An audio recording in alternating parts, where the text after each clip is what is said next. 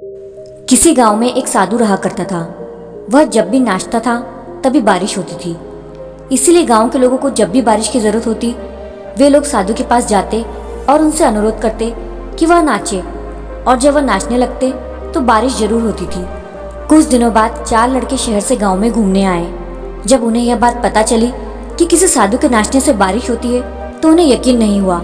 शहरी पढ़ाई लिखाई के घमंड में उन्होंने गांव वालों को चुनौती दे दी कि अगर हम भी नाचेंगे तो बारिश होगी, और अगर हमारे नाचने से बारिश नहीं हुई तो साधु के नाचने से भी बारिश नहीं होगी।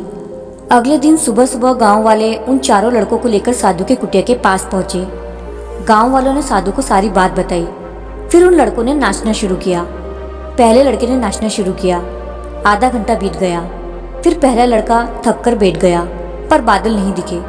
कुछ देर बाद दूसरे लड़के ने नाचना शुरू किया, और 1 घंटे बीतते बीतते वह भी थक कर बैठ गया। बाकी दोनों लड़कों ने भी ऐसा ही किया, पर बारिश नहीं हुई। अब साधु की बारी थी। उसने नाचना शुरू किया। 1 घंटा बीत गया, पर बारिश नहीं हुई। साधु फिर भी रुका नहीं, वह नाचता ही रहा। नाचते नाचते 2 घंटे बीत गए, पर बारिश नहीं हुई। लेकिन साधु तो रुकने का नाम ही नहीं ले रहा था। धीरे धीरे शाम ढलने लगी। तभी बादलों की गड़गड़ाहट सुनाई दी और जोरों की बारिश होने लगी। यह देखकर चारों लड़के दंग रह गए और तुरंत साधु से क्षमा मांगी। फिर चारों लड़कों ने साधु से पूछा, बाबा, भला ऐसा क्यों कि हमारे नाचने से बारिश नहीं हुई और आपके नाचने से बारिश हो गई? साधु ने उत्तर दिया, जब मैं नाचता हूँ तो 2 बातों का ध्यान रखता हूँ।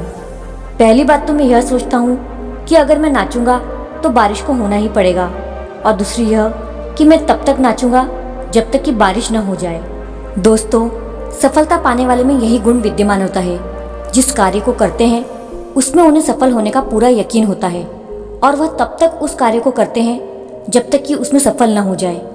इसीलिए हमें सफलता हासिल करनी है तो इस साधु की तरह ही अपने लक्ष्य को प्राप्त करना होगा।